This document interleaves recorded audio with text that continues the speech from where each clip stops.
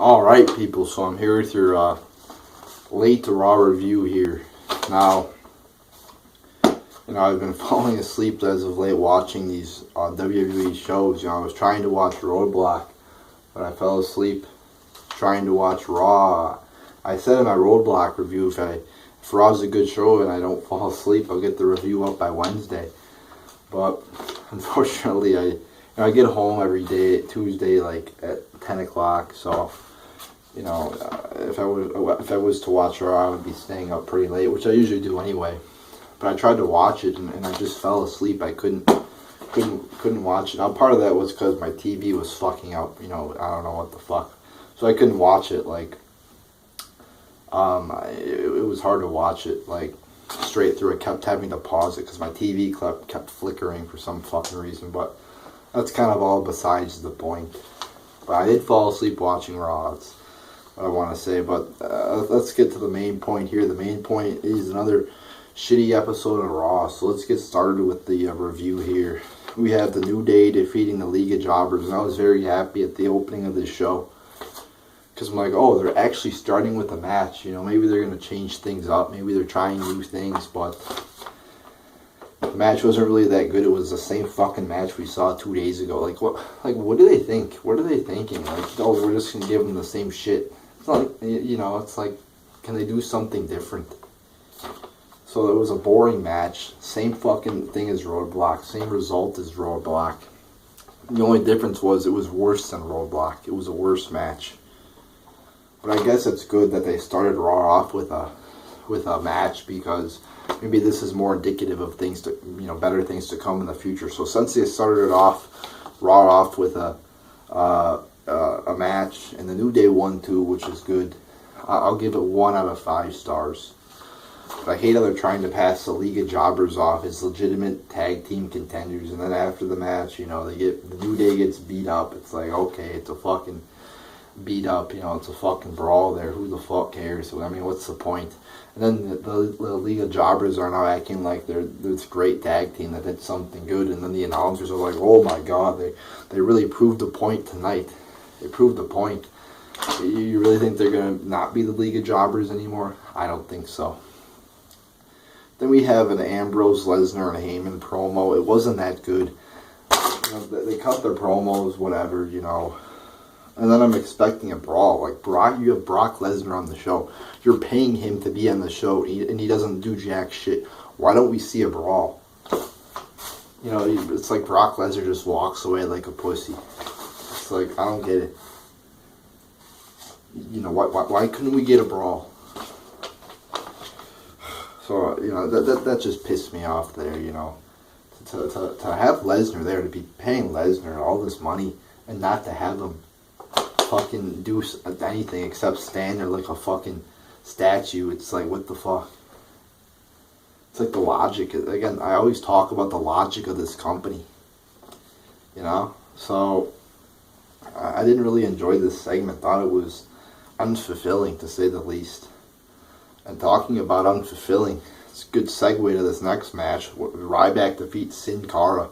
Yeah, what a blockbuster match this was. Yeah, no, it was a dumb, retarded waste of time. 0 out of 5 stars. Just a 3-minute. They have way too many of these, 2-minute jobber matches.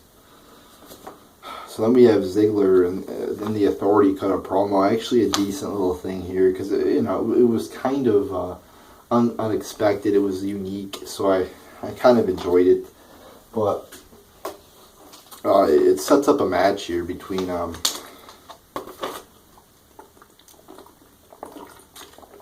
Triple H and Ziggler, and it's kind of something unique, I guess you could say.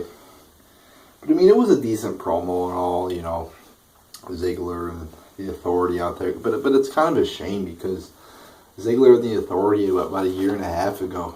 Ziggler beats the Authority, and I bring this point up a lot. Ziggler beats the Authority. Now you think he's going to do great things after that. He overcomes a 3-on-1 deficit. Then you fast forward 16, 18 months later, and he's a fucking jobber. He's like Santino Marella pretty much. He's a jobber. So, but I mean, it was something different. It was something decent. Triple H is talking about how, people, are like upset and want to rebel against authority, whatever. He's kind of making it out like everybody's like that. Like, I don't get where he's coming from there, because a lot of people actually like their bosses. They actually like their jobs. They actually have a family. So it's kind of doesn't really make too, like, I like my job. I love my boss. Maybe not love, but I like my boss. I don't hate him. But, so I don't really relate to what Triple H is saying there. It's not like I want to fucking rebel against my boss. But, it was decent. I guess. And then we get another jobber match. Sami Zayn defeating The Miz, and just a waste of time. I mean, why is Sami's... they always do this. They bring up people from NXT. They face a bunch of jobbers, and then they become a jobber. Example, Rusev.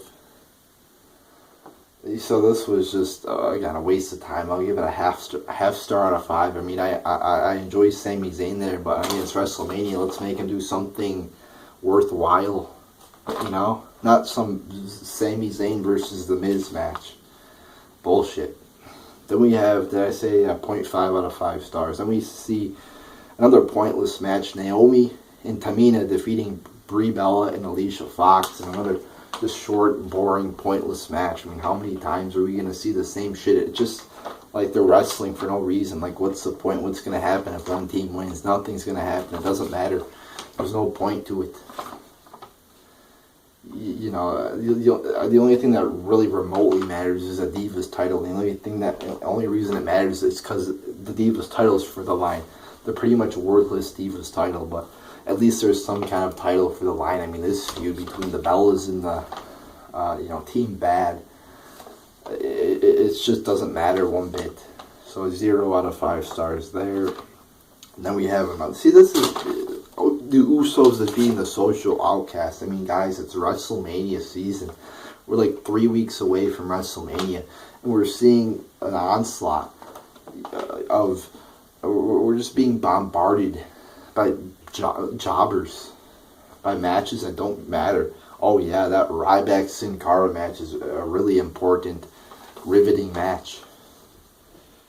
So here we go again. Another short, boring match. I mean, do you guys understand why I fell asleep? I believe an hour into the show, I was out. It's like, seeing these matches, it's like, that makes me want to go to sleep. No pun intended to CM Punk, but I mean, seriously. So 0 out of 5 stars there again. Then we have an Ambrose and Mick Foley backstage match, or backstage feud. Backstage promo. See, all this shit here's got me fucked up in the head. But it kind of pissed me off here because you got Foley. Why don't have him in a segment with Dean Ambrose? Or why don't, have him being involved on the show, not just one backstage segment? It's like, really? And then you get, them comparing Dean Ambrose to Mick Foley. I wouldn't compare, Mick Foley falling off the fucking cell to, any of the bumps Dean Ambrose has taken, because, they try to make him out oh, Dean Ambrose, he's so crazy. He's not really that crazy. When I look at Dean Ambrose, he just doesn't, what he does doesn't seem that crazy to me. And to compare him to Mick Foley, it's just not really. I don't see too much of a comparison there. Because I don't think Dean Ambrose was that great. People make him out to be that great. Why? Because he was an independent wrestler, so automatically in the minds of many people here on YouTube or the internet, he's great because he wrestled in ROH and CZW and all these independent wrestling promotions. So automatically he's great in the eyes of many people here on YouTube. Well, I don't think he's that great. I think he's okay. He's not that great, really. I mean, he's an alright wrestler. He's shown some promo ability, but as a babyface, he just doesn't seem to be doing that great as a babyface. So, yeah, that's what I think of Ambrose there. But I mean, all in all, though, it was cool to see Mick Foley. Just would have enjoyed to see him more in an actual segment. And I guess I'm nitpicking when I say, oh, they're comparing him to Foley. That's kind of a little bit nitpicking there, but I'm just kind of upset that Foley wasn't actually in a fucking segment. Like, when you have shit like Ryback and Sin Cara, the Usos versus the Social Outcasts, like, you can't find time to have Mick Foley actually in a segment. Then we have the Triple H versus Ziggler match, and it's like, I don't get this. Like, they have Triple H, like, wrestle, like, a few times a year. So if you're going to have a match on Raw, like, why not put Triple H in the main event and put him against a person who's actually not a jobber like Dolph Ziggler? Like, why is he fucking just having a random match in the middle of a Raw at 10 p.m. against Dolph Ziggler? It just made no sense. And the match was, like, slow. It was boring. It wasn't that good. There wasn't any good moves in here. And people are going to go out on YouTube and say it was great because there was, close finishes and it was long. It wasn't that good. It was just boring. I'll give it 1.25 out of 5 stars. Just a very random match. And then you have Reigns returning. And it actually was a pretty... Oh, I gotta say this too. Reigns returns. And then all the announcers, he's back. He's back. Oh, after he had reconstructive surgery. He had fucking nose. It's not like his face was removed. I mean, he had nose surgery, I heard. I think. Yeah, the injury, I think, was fake. They faked it with the blood. But I believe he did have legitimate nose surgery or something. But they're, oh my god, he reconstructed his face, making it seem like this was some, horrible beatdown or whatever. And when it was, like, obvious it was fake blood, I mean, that's a fact. But, it's not like they reconstructed his face. Come on. But anyway, he returns, and he gets booed. Throughout the whole fucking brawl, he's, like, getting booed. Boo, boo. And I see people on YouTube saying, oh, it doesn't matter that he's getting booed, or there's people cheering him. Oh, yeah, there are people cheering him. What, about 10 people in the audience cheered him? I mean, wake up. I mean, the fucking people who want Reigns to win a championship have to address the thing happening here where Reigns keeps getting booed.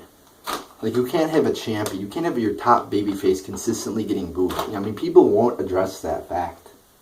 They just won't. They'll say, oh, there's people cheering him, or I want him to win. They won't talk about that because it's obvious that a guy getting booed and him being a babyface and getting booed, he shouldn't be champion. But I mean, the brawl was actually pretty good. I mean, they go into the backstage area. You have Triple H getting hit by a television, which was pretty good.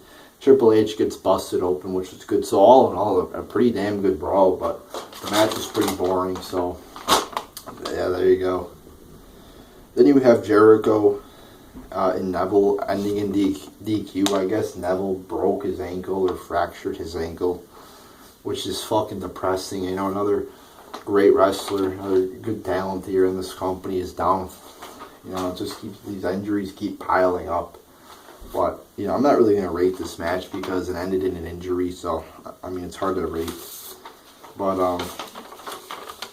but that was depressing to see that happen there. Then you have AJ Styles coming out, and he hits his finisher, which is the fucking punch, the jumping punch off the rope. And I have a rant here, a brief rant. Why don't they let him use a Styles Clash? Like, once again, this company is handed something great right in front of them. The Styles Clash, a really cool finisher. But they don't let him use it. Like, why? Why? Oh my god, it's not like they fucking created something that was bad. They had something that was good and they destroyed it. I mean, this company just pisses me the fuck off. I mean, they don't let him use his own fucking finisher. That's a really cool finisher. So then at the end of the show, we get a Shane, Vince McMahon, and Undertaker promo. And it was alright. The thing that I don't get, though, is, like, Shane McMahon's like, hey, Undertaker, you're kind of Vince McMahon's bitch. And then the Undertaker's like, well, nobody tells me what to do. But Undertaker's still wrestling for Vince. So I mean, see, that's the one hole in the storyline here. You have a babyface Undertaker wrestling for a heel. Like, did anybody think when they were thinking about this idea? Did anybody raise their hand, and say, hey, Vince, it doesn't really make sense that Undertaker's wrestling for you because you're a heel and he's a face, and we have to address that somehow. I mean, did anybody think about that?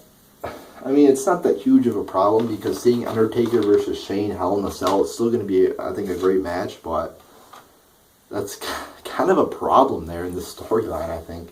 And they didn't address it. They didn't, fix that problem, really.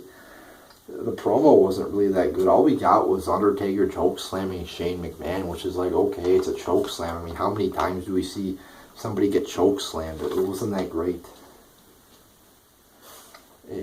So, I mean, wasn't that great way to end the show. I mean, it was an alright promo there.